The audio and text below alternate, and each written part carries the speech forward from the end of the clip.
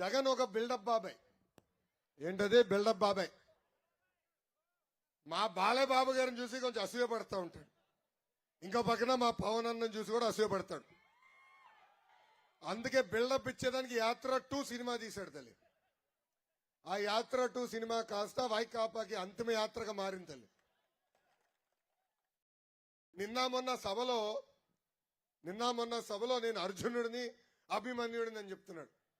కానీ జగన్ ఒక భస్మాసురుడు తల్లి. ఎక్కడ అడుగు పెట్టినా ఎవరు నెత్తి మీద చేయబెడితే వాళ్ళు భూస్థాపితం అవుతాం ఖాయం. ఎప్పుడైతే విశాఖపట్నాన్ని రాజధాని అన్నాడో ఆ రోజు నుంచే కష్టాలు మొదలైనవి. మనం చూసాం, ఎప్పుడు లేని విషాదాలు ఇక్కడ జరిగినాయి. ఏకంగా కెమికల్ ఫ్యాక్టరీ లీక్ అయినాయి.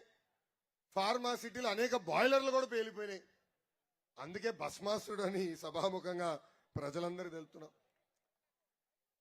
ఐరన్ లెగ్ అది జబర్దస్త్ అంటిదిలే అబ్బా. తల్లి అబద్ధానికి ప్యాంటు షర్ట్ వేస్తే అచ్చు జగన్ లాగా ఉంటుంది. ఇది నేను ఎందుకు చెప్తున్నా అంటే, ఎన్నికల ముందల ఎంతమంది బిడ్డలుంటే అంతమంది బిడ్డలకు అమ్మఒడి ఇస్తానని ఇవ్వలేదు. ఎన్నికల ముందల సంపూర్ణ మద్యపాన్ నిషేధం చేసిన తర్వాతనే ఓట్లు అడుగుతా అన్నాడు. ఈ రోజు మద్యపాన్ నిషేధం చేశాడా తల్లి? చేశాడా? ఈ రోజు ఊరూరు కాదు కదా, వీధి వీధి ఒక బూమ్ దుకాణం పెట్టి కల్తీ మద్యం సరఫరా చేస్తున్నాడు. ఎన్నికల ముందల 45 ఏళ్ళు నిండిన ఎస్సీ ఎస్టీ బీసీ మైనారిటీ మహిళలకి పెన్షన్ ఇస్తానని హామీ ఇచ్చి ఈ రోజు మాట తప్పాడు ఈ జగన్. ఆయన మాటే అబద్ధం, ఆయన నవ్వే అబద్ధం, ఆయన నడక కూడా ఒక అబద్ధం. జగన్ ఈ మధ్యన జోకులు ఎక్కువ వేస్తున్నాడు. అందుకే జోకర్ అయ్యాడు తల్లి. పేదలకి పెత్తందారుల మధ్యన యుద్ధం జరగబోతుంది అంటున్నాడు. 1,00,000 కోట్ల ప్రజా ఆస్తులు దోచిన వాడు, 1,00,000 రూపాయలు విలువైన చెప్పులు వేసుకునేవాడు, 1,000 రూపాయలు విలువైన వాటర్ బాటిల్ నుంచి నీళ్లు తాగే వ్యక్తి, హైదరాబాద్ లో ఒక ప్యాలెస్, తాడేపల్లిలో ఒక ప్యాలెస్, ఇడుపుల బాయిలో ఒక ప్యాలెస్, బెంగళూరులో ఒక ప్యాలెస్, ఇప్పుడు విశాఖపట్నంలో ఉన్న ప్యాలెస్ ఇప్పుడు ఈయన కడుతున్నాడు. అసలు పెత్తందారంటే ఆంధ్ర రాష్ట్ర ముఖ్యమంత్రి జగన్. అందుకే 2024 ఎన్నికలు జగన్ అహంకారానికి ప్రజల ఆత్మగౌరవం మధ్యన యుద్ధం జరగబోతుందని ఈ సభాముఖంగా ప్రజలందరూ గుర్తుపెట్టుకోవాలని కోరుతున్నాం. జగన్ ఒక జలగ లాంటి వ్యక్తి. ఏంటది? జలగ లాంటి వ్యక్తి. సైలెంట్ గా ఇక్కడ ఉన్న గన్నవరం పోర్ట్, కృష్ణపట్నం పోర్ట్ కొట్టేశాడు. దాంట్లో వాటాలు పెట్టుకున్నాడు. ఇప్పుడు ఏకంగా ఆ పోర్టులు మూసేదానికి ప్రయత్నిస్తున్నాడు తల్లి. కృష్ణపట్నం పోర్ట్ మూసేశారు తల్లి. దానివల్ల 10,000 మంది కార్మికులు రోడ్డు పైన పడ్డారు. ఇది తెలుగుదేశం పార్టీ మాట్లాడటం మొదలుపెట్టిన దగ్గర నుంచి చెన్నై కేరళ పోర్టులో ప్లేస్ లేదంటే ఒక షిప్ అటు పంపించారు కృష్ణపట్నం పోర్టుకి. ఆ పోర్టు పైన ఆ షిప్ పైన తీసుకుని దానిపైన ఒక వీడియో చేసి ఏదో పనులు జరుగుతున్నాయని చూపించడానికి ప్రయత్నించారు. కానీ అక్కడున్న కార్మికులు బయటకు వచ్చి పోరాడారు కనుక ఆ వాస్తవాలన్నీ బయటపడే పరిస్థితి.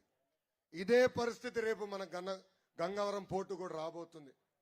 అందుకే ప్రజలందరూ అప్రమత్తంగా ఉండాలా. తెలుగుదేశం జనసేన పార్టీని గెలిపిస్తేనే మళ్ళీ మనకి ఉద్యోగాలు వస్తాయి ఆ పోర్టులోని ఈ సభాముఖం మీకు తెలుపుతున్నా. ఇంకా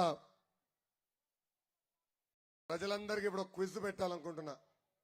సిద్ధంగా ఉన్నారా మీరు? జగన్ రోజు ఏమి తింటాడు?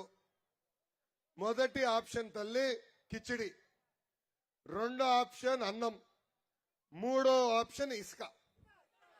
రోజు ఏం తింటాడు తల్లి? చేతులెత్తి చూపించండి, వెనకాల వాళ్ళు కూడా చూపించాలా. ఇసుక తింటాడు.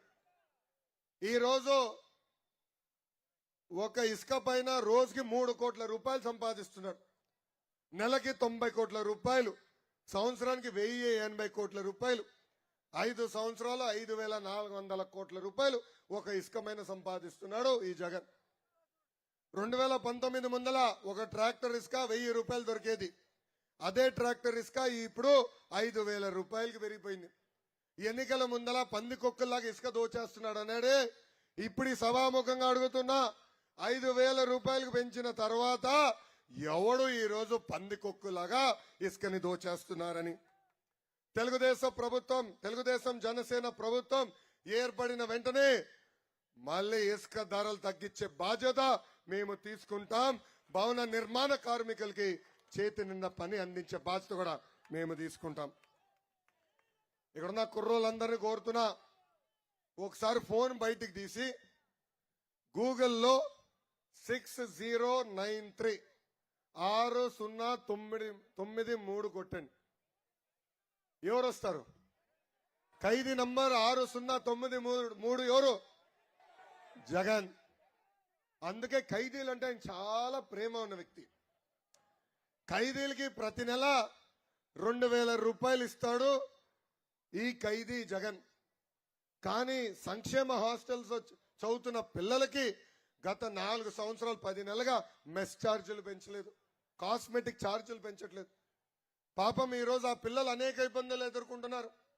ఖైదీలకి ఇచ్చే 2000 రూపాయల్లో కనీసం 50% పాపం ఈ సంక్షేమ హాస్టల్స్ లో చదువుతున్న పిల్లలకి డబ్బులు ఇవ్వట్లేదు ఈ ప్రభుత్వం. ఈ రోజు సంక్షేమ హాస్టల్లో పిల్లలు అనేక ఇబ్బందులు ఎదుర్కొంటున్నారు. మౌలిక సదుపాయాలు లేదు, పడుకునే దానికి సరైన బెడ్ కూడా లేని పరిస్థితి ఈ రోజు మనందరం చూస్తున్నాం. అందుకే బడుగు బలహీన వర్గాలకి నేను హామీ ఇస్తున్నా, మేము బాధ్యత తీసుకుంటాం. తప్పనిసరిగా కాస్మెటిక్ ఛార్జీలు, మెస్ ఛార్జీలు అంటే వాళ్ళకి ఇచ్చే డబ్బులు, విద్యార్థులకి ఇచ్చే డబ్బులు పెంచే బాధ్యత మేము తీసుకుంటామని ఈ సభాముఖంగా నేను హామీ ఇస్తున్నాను.